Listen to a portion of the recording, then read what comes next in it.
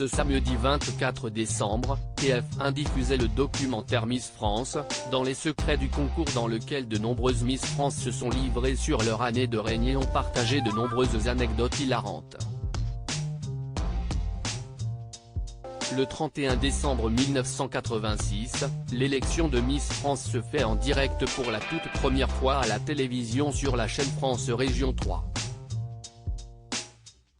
La cérémonie s'est déroulée au studio Buttes-Chaumont à Paris et a été animée par Guy Lux. Cette édition a été pleine de nouveautés, puisque c'est la première fois que le public était invité à désigner sa reine de beauté en appelant la radio Europe 1.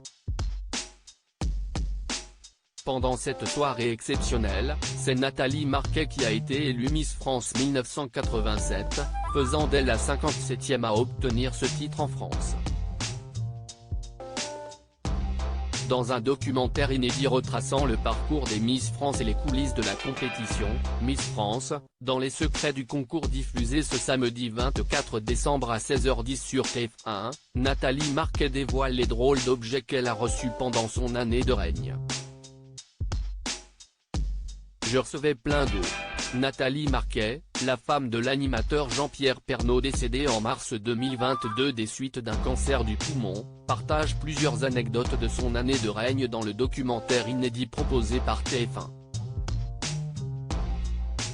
Chaque année, la nouvelle Miss France reçoit de nombreuses lettres d'admirateurs pendant son règne, mais pas seulement. En effet, Miss France 1987 se souvient avoir reçu des sous-vêtements d'hommes.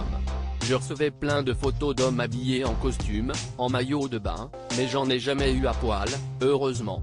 Et par contre, je recevais aussi des slips d'hommes, des slips kangourous et des vrais slips.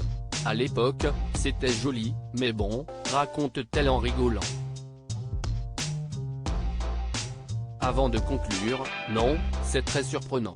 Il n'avait pas de gêne. Nathalie Marquet, qui a récemment poussé un coup de gueule, s'est également livrée sur le comportement sans gêne de certaines personnes après son élection.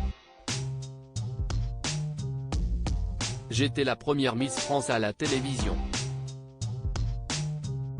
Donc, j'étais pas mal abordée quand même. Il n'avait pas de gêne. J'ai l'impression que je devais leur appartenir, explique-t-elle tristement dans le documentaire. Miss France 1987 est arrivée 6e dauphine de Miss Monde la même année, et a connu un très grand succès qui n'a manifestement pas toujours été simple à gérer. À lire aussi on va pouvoir exercer son rêve, cette promesse que Nathalie Marquet a faite à Jean-Pierre Pernaut avant sa mort.